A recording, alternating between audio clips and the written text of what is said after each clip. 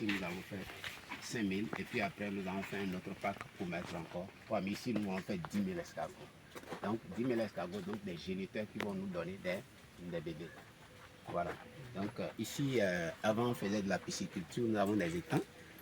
On faisait de la pisciculture, on produisait au moins 10 tonnes de poissons, chat, 2 fois par an. Mais au Nigeria, qui est notre marché potentiel, au Nigeria, nous n'avons pas le même monnaie avec le Nigeria, donc ça chute là-bas. Donc en 2017-2018, j'ai eu une fête ici de moins 10 millions. Parce que j'ai produisé au moins 12 tonnes de poissons sur la glace. Voilà. Et 2 tonnes de poissons. Voilà. C'est ça qui m'a découragé et j'ai arrêté. Donc, actuellement, nous avons des poissons, mais voilà, ils sont à l'état naturel, ils mangent naturellement, nous n'avons plus de programmes qu'on leur donnait. Parce qu'à l'époque, ce qui nous a trop tués, c'était les intrants.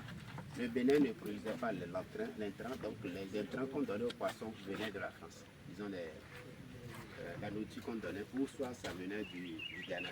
Donc les Ghanéens produisaient de l'intrant, mais quand ça vient ici, je ne sais pas ce qui se passe, ça ne marche pas avec le poisson. Donc ils ont biaisé la province de Zara pour faire marcher ceux de la France. Donc nous, et les 50 kilos qu'on achetait, on achetait à l'époque à 18 000. Vous voyez, si vous voulez donner des tonnes des tonnes de poissons, donc quand on ouvre un sac de 18 000 là, on baisse dans un étang, le poisson s'arrête. Puis après, pour vendre le poisson, le kilo à 1500, on s'est retrouvé à 750. Vous voyez la bête. On ne s'est pas découragé. On est revenu en arrière, puis on a commencé. Ici, on a déjà les poissons de 1 kg, de 2 kg, parfois de 5 kg.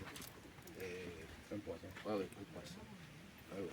Nous avons les tilapias d'1 kg. Parfois, quand je viens, je fais plaisir, je prends la chaîne, je m'assois là, je mets la maison, et puis j'attrape, je braise, j'achète la maison. Donc ça fait plaisir. Et c'est prévu pour nous aussi? Non, c'est pas prévu.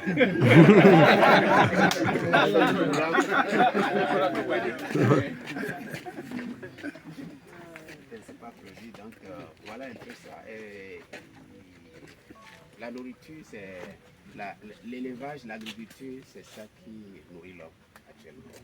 C'est ça qui nourrit l'homme. Donc le business, vous pouvez le faire, vous pouvez tomber ou vous pouvez marcher. Mais quand vous investissez dans l'agriculture, j'espère que ça nourrit l'homme. Vous avez la nourriture que vous donnez à vos familles à la maison. Vous avez aussi... Nous avons passé tout à l'heure, j'ai mis les bananes plantées sur les pieds et les papayes aussi. Donc bientôt, Inch'Allah, on va commencer aussi par moi. Vous voyez ce que ça donne. C'est de la patience. Quand vous voulez faire de l'agriculture, c'est la patience. Voilà. Ne mettez pas l'argent, vous attendez 6 mois, ça va donner. Ce n'est pas comme le maïs que vous semez 3 mois après. Ça. Quand vous investissez dans l'agriculture, il faut attendre au moins 5 à 10 ans pour pouvoir... Parce qu'au début, ça va, vous allez balancer. L'année passée, le soleil qui a donné plus fort l'année passée, j'ai perdu plus de 2000 sujets à cause de la chaleur. Moi, j'arrosais 4 fois. Oui, j'arrosais 4 fois, surtout les bébés. J'arrosais 4 fois par jour, croyant que en arrosant 4 fois par jour, j'ai le résultat. Alors que quand il fait chaud, le sol chauffe. Et quand je mets l'eau, ça ressort de la chaleur. Et puis les escargots, les bébés. Quand j'ai dit, ok, on va contrôler, j'ai enlevé parce que c'est paillé, les feuilles mortes, tout ça. J'ai dit, enlevez tout ça, on va voir. Mais il a dit, ah bon, ça ne m'a pas fait mal, ça m'a donné plus d'expérience de pouvoir dire aux autres, attention, si vous ne le savez pas, s'il y a ça, faites ça, s'il y a ça, faites ça, s'il y a ça.